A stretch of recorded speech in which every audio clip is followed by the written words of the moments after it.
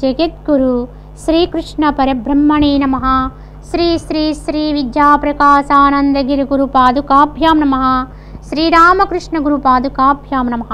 ప్రేమపూర్వక ఆత్మ నమస్కారములు. క్రిందటి భాగములో భగవానుడు తెలియచేసిన విధానములో ఆయన అయినటువంటి వారిని జ్ఞానులు వారి దారి నుంచి వైదొలగింపరాదు, వారు చేస్తున్నటువంటి కర్మాచరణని వారిని చేస్తూనే ఉంటూ వారి మార్గాన్ని సవరించాలి అని చెప్పుకునే విధానములో గత సంస్కారం గురించి చెప్పుకుంటూ, ఆ గత సంస్కారం మార్పు చేసుకోవాలంటే ప్రస్తుతం చేయాల్సినటువంటిది ఇప్పుడు చేస్తున్న ప్రయత్నం కూడా అంత గట్టిగా ఉండాలి. కనుక ఆ సంస్కార బలము ఎంత గట్టిగా ఉందో ప్రయత్నం కూడా అంతే గట్టిగా ఉండాలని చెప్పుకున్నాం. కనుక ఈ రెండూ కూడా ఢీకొంటూ ఉంటాయి. అందుకే సాధకుడి యొక్క మనసు ఎప్పుడూ కూడా సంఘర్షణే. శాంతి లేదండి అనుకుంటాం, సాధన చేస్తున్నాం కదా, నాకు శాంతి ఎందుకు రావడం లేదు, నాకు ఆనందం ఎందుకు రావడం లేదు అని మనమే ప్రశ్నించుకుంటూ ఒక్కొక్కసారి గందరగోళంలో పడిపోయి చేసే సాధన కూడా విడిచిపెట్టే ప్రమాదాలు కూడా ఒక్కొక్కసారి ఉంటాయి. అంటే అప్పుడప్పుడే ప్రారంభిస్తూ ఉంటారు, అంతకుముందు అసలు భగవన్ మార్గంలోకి రానివారు కొత్తగా మళ్ళీ మొదలు పెడుతూ ఉంటారు. అలా మొదలుపెట్టిన వారికి ఒక్కొక్కసారి గతము కంటే కూడా ఎక్కువ కష్టాలు వచ్చేస్తాయి. ఏవో మనకి ఆటంకాలు ఏర్పడిపోతూ ఉంటాయి. ఏదైనా ఒక మంచి పని చేద్దామని ప్రయత్నం ప్రారంభించగానే తప్పుగా ఆటంకం వచ్చేస్తూ ఉంటుంది. కానీ ఆ ఆటంకం అనేది ఎందుకు వచ్చిందో గమనించుకోవాలి. ఇక్కడ ఎందుకు వచ్చింది అంటే అది మన గత సంస్కార ప్రాబల్యం వల్ల మనం ఈ మంచి పని చేసేస్తే ఎక్కడ ఆ సంస్కారాన్ని వదిలేస్తామో అని భయపడి అదే మనకి ఆటంక రూపంగా వస్తూ ఉంటుంది. అప్పుడు సాధకుడు గజిబిజి అయ్యి, సరే నేను ఇంతకుముందు ఏమీ చేయనప్పుడే చాలా బాగుండేది, కనుక ఇప్పుడు మళ్ళా ఇలాంటివన్నీ చేస్తూ ఉంటే ఈ లేనిపోనివన్నీ వస్తున్నాయని చెప్పి చేసే సాధన కూడా విడిచిపెట్టేసే ప్రమాదం కూడా ఒక్కొక్కసారి జరుగుతూ ఉంటుంది. కానీ అది సరైన విధానం కాదు. ఆటంకాలు వచ్చినప్పుడే మరింత ధైర్యం వహించి తాను చేస్తున్నటువంటి ప్రయత్నాన్ని మరింత పటిష్టం చేసుకోవాలి. ఇక్కడ ఒక చిన్న ఉపమానం అంటే కథ చెప్తూ ఉంటారు. ఒక ఊరిలో ఒక గృహిణి, ఆ గృహిణి ఇంట్లో చాలా వాళ్ళ ఇంట్లో సమస్యలు అనమాట, భర్తతోటి ఇలా ఆర్థికంగా సమస్యలు ఉంటే ఎవరినో అడిగింది, ఏం చేయమంటారు అని ఒక స్వామీజీని అడిగింది. అడిగితే ఆయన చెప్తారు, అమ్మ రేపు కార్తీక మాసం వస్తుంది కదా, అప్పుడు ఆ రోజున మరి దశమి, ఏకాదశి, ద్వాదశి ఈ వ్రతం ఉంది, ఆ వ్రతం చేసి నువ్వు బ్రాహ్మణుడికి కనుక నీకున్నంతలో వాళ్ళకి దక్షిణగా ఎంతో కొంత సమర్పిస్తే అప్పుడు నీకు కొన్ని కష్టాలు తీరుతాయి, భక్తితో చేయమ్మా అని చెప్తే ఆమె అలానే అని నిర్ణయించుకుని ఇంటికి వెళ్ళి ఆ విధంగానే ఆమె ఆ ఏకాదశి రోజు ఉపవాసం ఉంది. ఆ ఊరిలో ఒక బ్రాహ్మణుడు ఉంటే ఆయనకు చెప్పింది, స్వామి నేను మరి ఈరోజు ఉపవాసం చేశాను, ఏకాదశి వ్రతం చేసుకున్నాను, కనుక రేపు ఉదయమే నేను ఉపవాసం చెల్లించాలంటే ముందుగా మీకు ఏదైనా ఒక స్వయం పాకం నేను అందించాలి, కనుక మీరు మా ఇంటికి దయచేయండి స్వామి అని చెప్పి ఆహ్వానించింది. ఆయన చాలా కడు బీద బ్రాహ్మణుడు అనమాట. ఆయన చాలా సంతోషించారు. ఎందుకంటే రేపు మా ఇంట్లో చక్కగా ఆహారాన్ని తయారు చేసుకోవడానికి అన్నీ కూడా సమకూరుతాయి కదా అని చెప్పి ఆయన మనసులో చాలా సంతోషించి ఆ విధంగానే అమ్మ తప్పకుండా వస్తానని చెప్తారు. ఆ విధంగా మన్నాడు ఆ బ్రాహ్మణుడు వచ్చి ఆమె ఇంటి తలుపు తడతాడు. ఎంతో ఆశతో వస్తాడు ఆయన. కానీ ఆ ఇంటి ఇల్లాలు ఆయనకి ఏం చెప్పిద్దంటే, తలుపు తీసి ఇప్పుడు కాదు, అసలు ఇప్పుడు మీకు నేనేమీ ఇచ్చేది లేదు, మీరు తిరిగిపోండి అని చెప్పేసి ఆయన్ని ఆహ్వానించిన విషయాన్ని కూడా ఆయన గుర్తుపెట్టుకోకుండా ఆయన నిరాదరణ చేస్తుంది. ఆయన చాలా పాపం బాధపడి వెళ్ళిపోతాడు. ఇందుకే ఆమె చేసిన ఈ విధంగా చేయడానికి కారణం ఏమిటి అంటే ఆమెకున్న సమస్యలే అవి తొలగడం కోసం వ్రతం చేసింది. కానీ ఆ రోజే ఆ ఇంట్లో మళ్ళీ అదే సమస్య మొదలైంది. ఆమె భర్తతో గొడవ పడింది, వారిద్దరూ దుర్భాషలు ఆడుకున్నారు. ఆ కోపంతో ఆమె ఆ రాత్రంతా కూడా అలా ఆమె భర్తను నిందించుతూ ఆమె పడుకుంది. ఉదయమే లేచి తాను బ్రాహ్మణుడు రమ్మన్నాను కదా అనే విషయాన్ని కూడా మర్చిపోయింది. ఆ కోపావేశములో బ్రాహ్మణుడు వచ్చి ఇంటి తలుపు తడితే తాను రమ్మన్నటువంటి విషయాన్ని కూడా పక్కన పెట్టి ఆయన్ని అవమానించి పంపించేసింది. మరి ఆయన ఎంతో ఆశతో వచ్చాడు, ఆయన తిరిగి వెళ్ళిపోయి చాలా బాధపడతాడు. కానీ ఇప్పుడు ఆమెకు వచ్చింది పుణ్యమా అండి, పాపమా? ఎందుకంటే గత సంస్కార ప్రాబల్యం వల్లే కొన్ని సమస్యలు ఉన్నాయి. కానీ ఇప్పుడు మళ్ళీ కొత్త సమస్యను తెచ్చుకుంది ఆమె. అంటే ఆ విధానములో దాన్ని తాను చేయవలసిన విధిని మర్చిపోయింది ఆవిడ. కానీ ఇక్కడ ఆవిడ కొద్ది నిగ్రహించుకుని ఆ యొక్క ఆటంకం వచ్చినప్పటికి కూడా తాను చేస్తున్న వ్రతాన్ని విడిచిపెట్టకుండా ఆ పిలిచినటువంటి బ్రాహ్మణుని ఆహ్వానించి సాదరంగా తాను ఇవ్వగలిగింది ఏదో ఇచ్చి పంపిస్తే ఆ వ్రత ఫలమైన దక్కును కదా. కానీ ఆమె ఏం చేసింది? వ్రతాన్ని పూర్తి చేయలేదు సరికదా, ఒక బ్రాహ్మణుడికి ఆశ పెట్టి, కడు బీద బ్రాహ్మణుడికి, ఆయనకి ఆ రోజు ఉండవలసిన, అంటే మనసులో అనుకుంటాను నా కుటుంబానికి ఇవాళ చక్కగా నేను ఆహారాన్ని ఇయ్యగలను కదా అని, ఆ కుటుంబం అంతా కూడా పస్తు ఉండడానికి కూడా కారణమయ్యి మరికొంత దోషాన్ని అంటగట్టుకుంది. ఎందువల్ల అంటే విచక్షణ కోల్పోవడం వల్ల.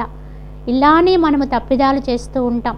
ఆటంకాలు వచ్చినప్పుడు నిలదొక్కుకోగలిగితే అప్పుడే దాన్ని సరిచేసుకుంటూ, అంటే గత సంస్కారాలు ఎంత ప్రాబల్యంతో మన మీద పడినప్పటికీ కూడా ప్రస్తుత విధానములో మనము చేయవలసిన విధిని మాత్రం ఎన్నడూ కూడా దాని నుంచి వెనుతిరగకూడదు. దీన్ని బట్టి అర్థం చేసుకోవాలి.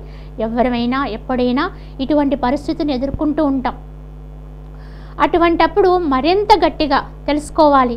ఓహో, నా గత సంస్కారము ఇంత ప్రబలంగా ఉన్నది కనుక నేను కూడా అంతే గట్టి ప్రయత్నంలో ఉండాలి అని తెలుసుకుని మనం చేసేటువంటి దైవ కర్మకి ఎన్ని ఆటంకాలు వచ్చినా ఎదుర్కొని నిలదొక్కుని చేస్తాము అనుకునేటువంటి విధానాన్ని పరిపూర్ణం చేయాలి.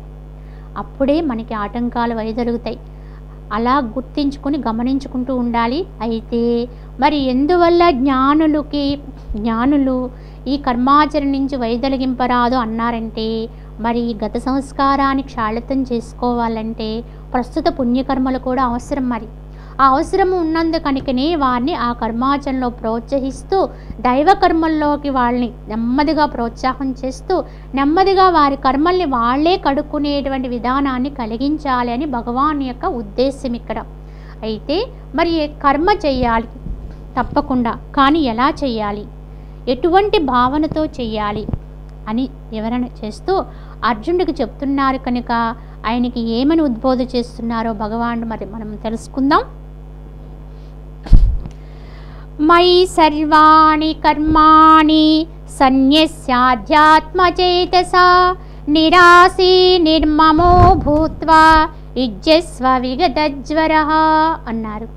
అంటే ఆత్మనిష్ట అయినటువంటి బుద్ధితో సమస్త కర్మల్ని కూడా నాయందు సమర్పించి ఆశయు మమకారము లేనటువంటి వాడివై, ఆరాటము లేనటువంటి వాడివై యుద్ధము చేయము అన్నారు. ఇక్కడ అర్జున్ని అక్కడ ఏం చేయమని ప్రోత్సహిస్తున్నారు? యుద్ధమే చేయమన్నారు. ఎందుకంటే ఆయన యొక్క విధి అది.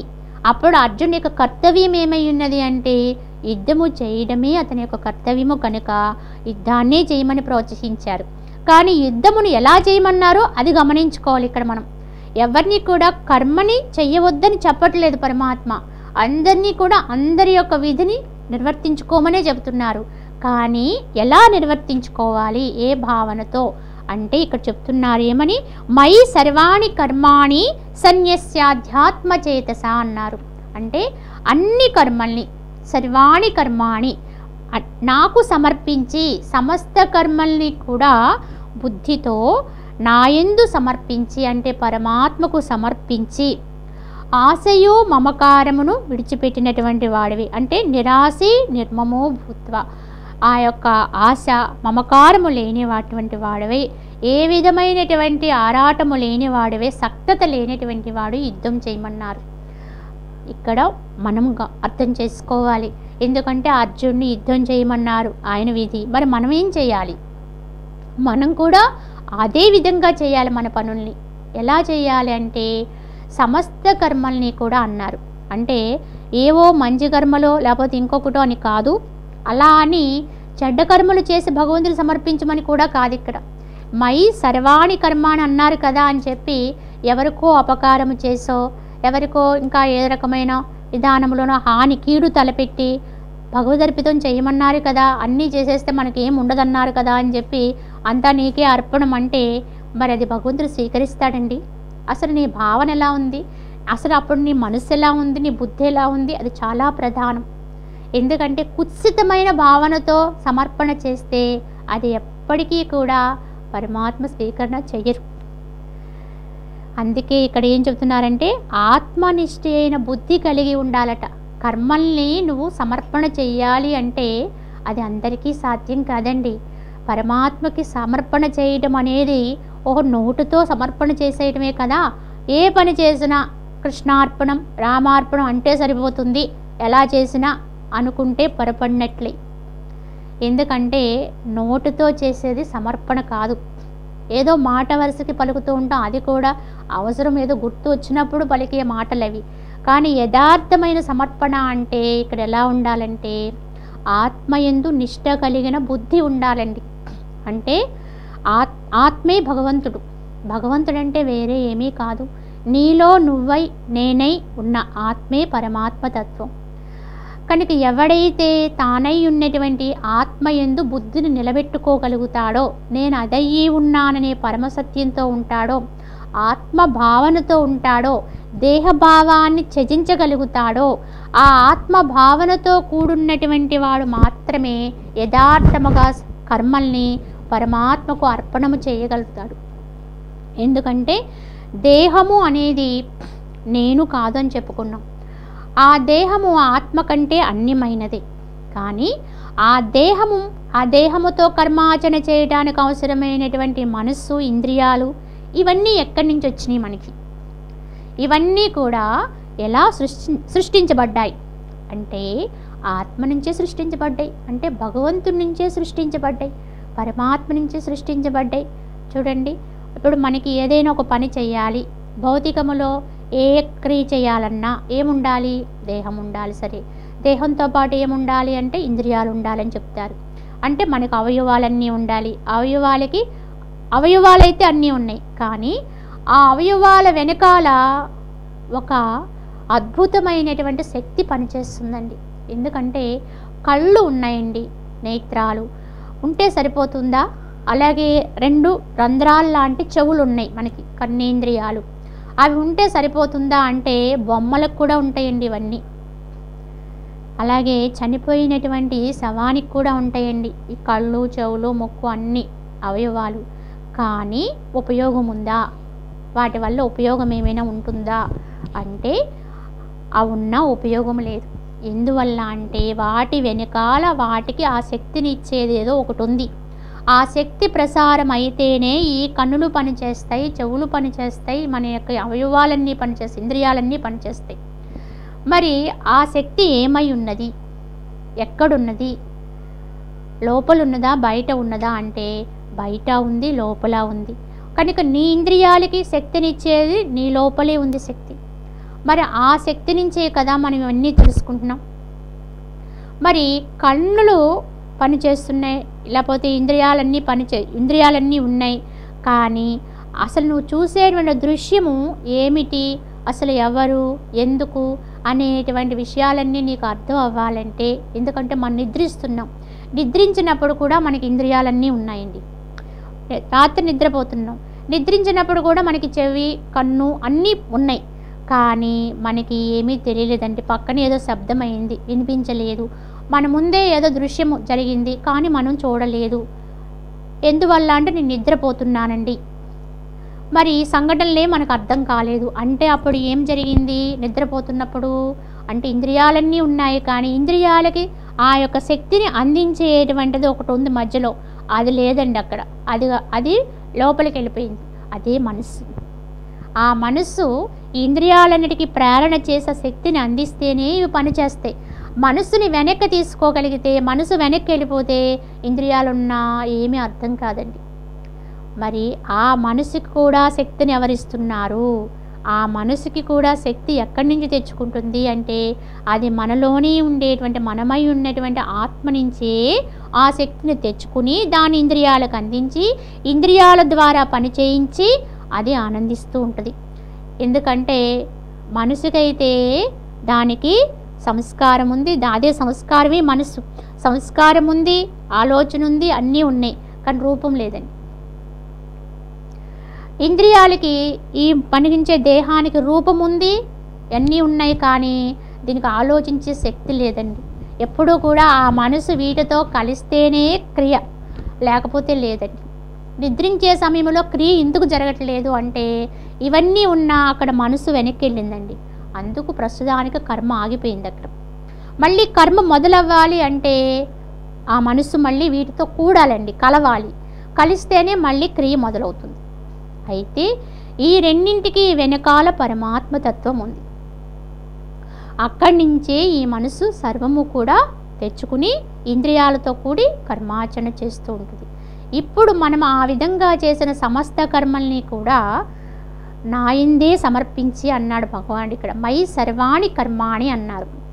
ఈ మై సర్వాణి కర్మాణి అంటే నాకే సమస్త కర్మల్ని అర్పించగలిగిన వాడే అన్నారు కనుక సమస్త కర్మల్ని భగవంతుడికి అర్పించాలి అంటే ముందు మనకి ఏముండాలి ఇప్పుడు అంటే మనమే ఈ మనసుకి జ్ఞానం ఉండాలండి.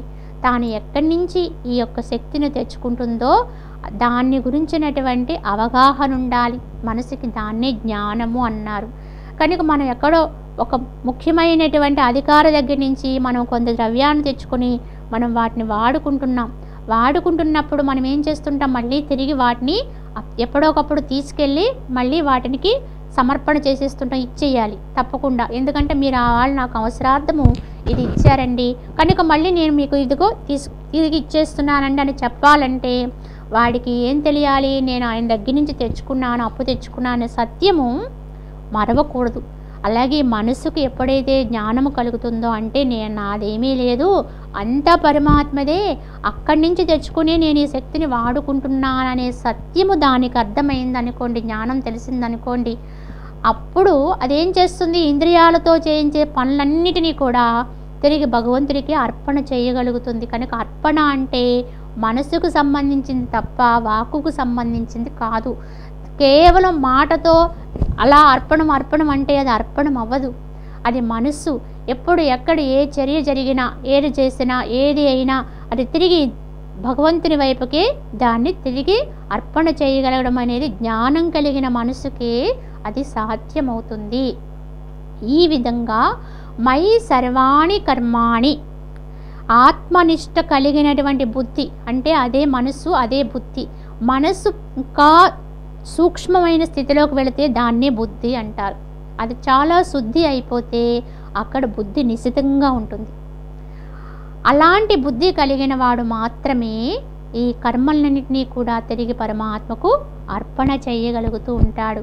అలా అర్పణ చేసి ఏం చేయాలి అంటే మరి అలా అర్పణ చేసినప్పుడు ఆశయు మమకారము లేనివాడివై అన్నారు.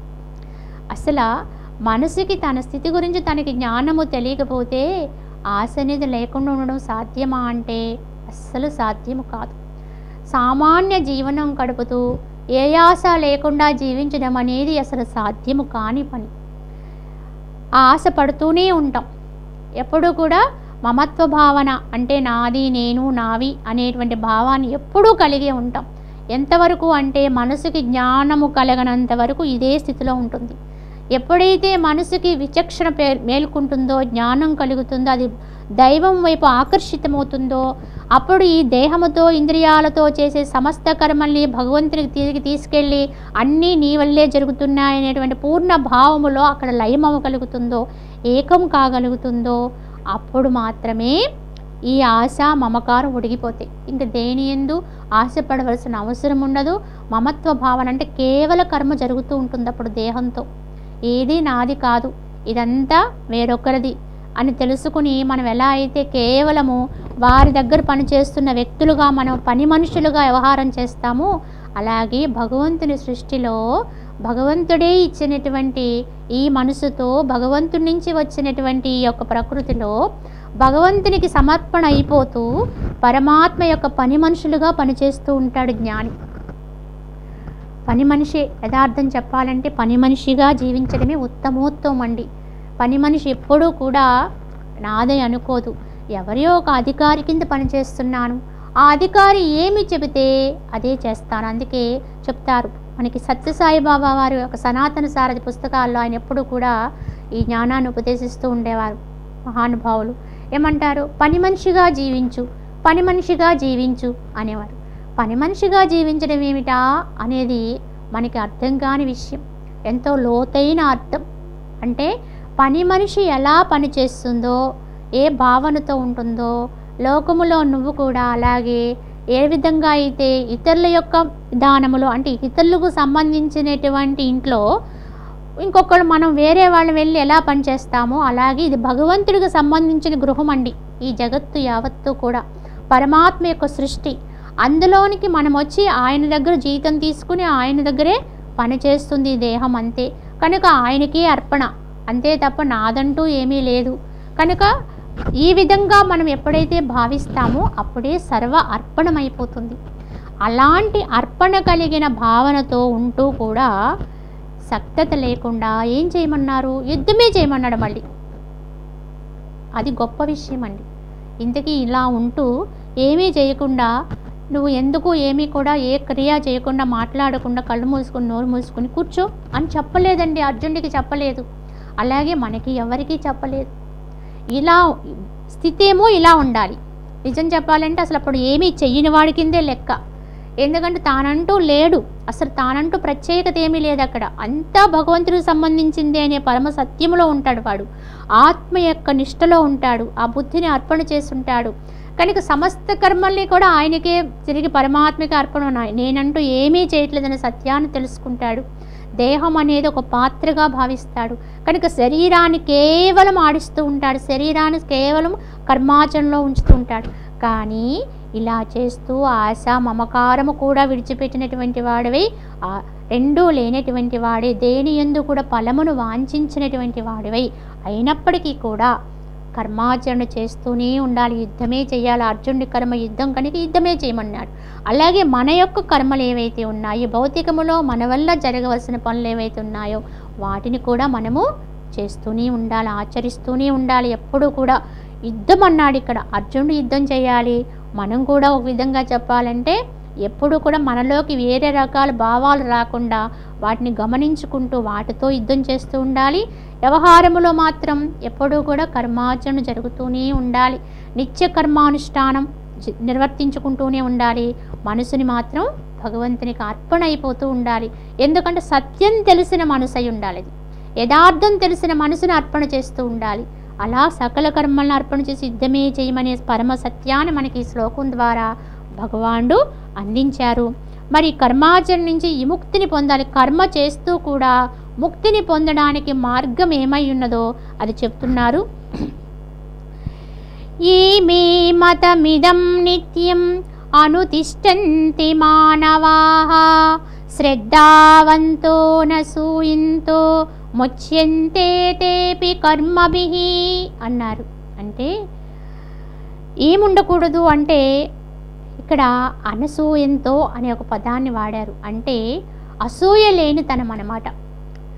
అసూయ లేనిటువంటి తనంతో శ్రద్ధావంతులై నా ఈ అభిప్రాయమును అనుసరించి వర్తించే మానవులు కర్మబంధనము నుంచి విముక్తిని పొందగలుగుతారు. కర్మబంధనాల నుంచి ఎవరు విడుదల పొందగలుగుతారో మనకి భగవానుడు తెలియచేస్తున్నాడు.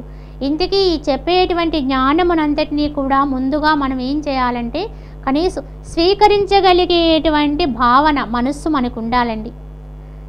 ఇది తప్పనిసరిగా అవసరం అండి. భగవంతుని ఎందైనా మహనీయులు ఎందైనా ఎవరి ఎందైనా సరే స్వీకరణ చేయగలిగే స్వభావం లేనప్పుడు చెప్పేవాడు ఎంత గొప్పవాడైనా మనం స్వీకరించలేమండి.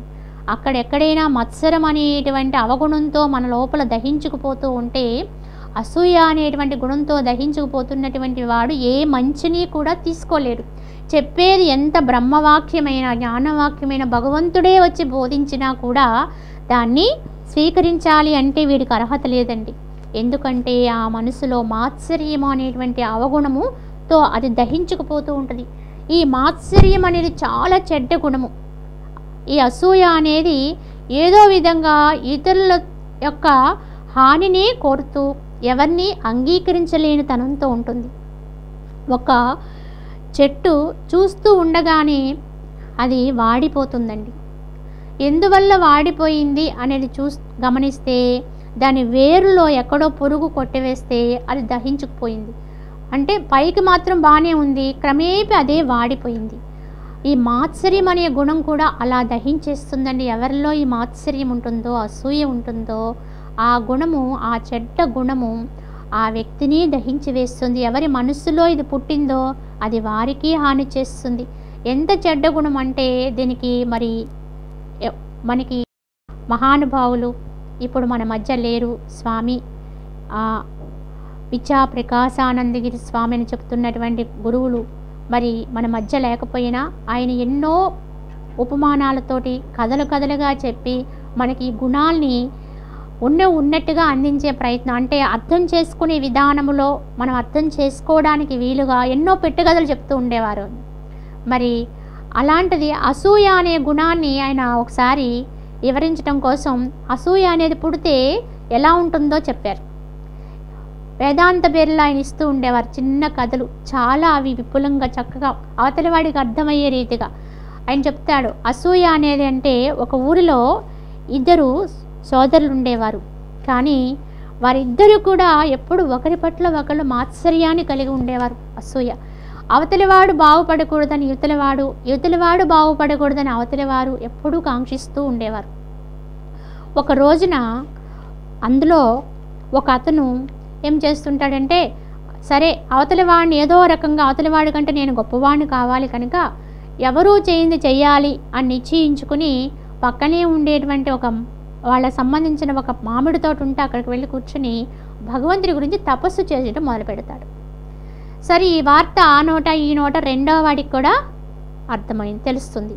తెలిసి వాడు చేసిన తపస్సు వాడే చేయటం, నేనెందుకు చేయకూడదు, వాడికంటే నేను గొప్పవాడిని అవ్వాలి కదా అని చెప్పి యువతలి వాడు కూడా ఈ వైపుగా వెళ్ళి వాడి తోటలో కూర్చుని వాడు కూడా తపస్సు చేయటం మొదలుపెట్టాడు. ఇద్దరూ భగవంతుని గురించి హోరాహోరీ తపస్సు, ఎందుకంటే అక్కడ కోరిక ఉందండి. కోరికతో చేసినప్పుడు భగవంతుని కోసం చాలా ఆత్రం పుడుతుంది. ఏదో రకంగా ఆయన ప్రసన్నుడు చేసుకొని అవతల వాడిని ఏదో రకంగా మనము వాడిని జయించాలి అనే భావంతో ఇద్దరూ తపస్సు చేస్తూ ఉంటే వారి తపస్సుకి ఆయన కరిగి, సరే వీరికి అసలు కారణం ఏమిటో తెలుసుకుందాము. నిజంగానే భగవంతుడు వారు ఏ రూపంతో అయితే తను స్మరిస్తున్నారో ఆ రూపంతో ప్రత్యక్షమయ్యి మొట్టమొదటి తపస్సు ఎవడు ప్రారంభించాడో ఆయన దగ్గరికి వెళ్ళాడండి. వెళ్ళి, సరే నీ తపస్సుకు నాకు చాలా ఆనందం కలిగింది నాయన, సరే నీకు ఏమి కావాలో కోరుకో, నేను వచ్చాను అని భగవంతుడు స్వయంగా అతన్ని అడిగాడండి. అడిగితే అతను అంటాడు, స్వామి నా తపస్సుకు మెచ్చి వచ్చారు కదా, మరి మా తమ్ముడు ఉన్నాడు, అతను కూడా వేరొక చోట తపస్సు చేస్తున్నాడు, మరి అతన్ని కూడా మీరు మెచ్చుకుని అతనికి కూడా ప్రత్యక్షమవుతారా? అవు అలాగే, నేను తప్పకుండా అతని దగ్గరికి కూడా వెళ్తాను అంటారు స్వామి. అయితే స్వామి మీరు అక్కడికి వెళ్ళి అక్కడ అతన్ని అనుగ్రహించినప్పుడు అతను ఏదో ఒక వరం కోరుతాడు కదండి, మీరు ఆ వరాన్ని ఇస్తారు కదా, అలా ఇచ్చినప్పుడు అతను, ఎందుకంటే నేను ఎప్పటికీ కూడా అతనికంటే గొప్పవాడినిగా ఉండాలని కదా ఇతని ఆలోచన, అందుకు తెలివిగా వీడు ఏమని కోరుతాడంటే భగవంతుణ్ణి, అతని దగ్గరికి వెళ్ళి మీరు వరాన్ని కోరుకోమన్నప్పుడు అతను ఏదో ఒక వరం కోరుకుంటాడు కదా, సరే అతను ఏ వరం కోరుకుంటే ఆ వరాన్ని మీరు ఇస్తారు కదా, ఆ ఇచ్చిన వరానికి రెట్టింపు నాకు వచ్చేలాగా నన్ను అనుగ్రహించండి స్వామి, అతను ఏ వరం కోరితే ఆ వరానికి రెట్టింపు నాకు రావాలి అంటాడు. సరే ఇదేదో బాగుంది, నీ ఇష్టం మరి నువ్వు అని చెప్పేసి భగవంతుడు అంతర్ధానం అయిపోతాడు. అయిపోయి వెనువెంటనే రెండో వైపున కూడా ఆయన ప్రత్యక్షమవుతాడు. ప్రత్యక్షమైతే ఆయన కూడా ఇదే విధంగా అడుగుతాడు. అడిగితే అప్పుడు అంటాడు, మీరు అవతలి వాడి దగ్గరికి వెళ్ళొచ్చారండి అని అడిగితే వెళ్ళొచ్చాను, ఏం కోర, ఇది వరం, అయితే నేను ఒక వరం కోరుతానని అది నాకు ఇవ్వండి అంటాడు. ఏమిటి అంటే, సరే నేను కోరిన దానికి రెట్టింపు వరం అడిగాడు కనుక ఇప్పుడు నాకు ఒక కన్ను తీసేయండి అన్నాడు. అంటే అర్థం ఏంటి, నాకు ఒక కన్ను పోతే అవతలి వాడికి 2 కళ్ళు పోతాయి కనుక ఏదో విధంగా వీరిద్దరు తపస్సును ఎందుకు ఉపయోగించుకున్నారు, ఇతరుల్ని హింసించడం కోసమే ఉపయోగించుకున్నారు తప్ప ఇంత తపస్సు చేసి తమకి ఎప్పుడు కూడా మేలును మాత్రం తెచ్చుకోలేదు. ఇలా ఉంటుందండి అసూయపర లక్షణం. దీన్ని మరికొంత మనం వచ్చే భాగంలో వివరించుకుందాం. హరి ఓం తస్సత్.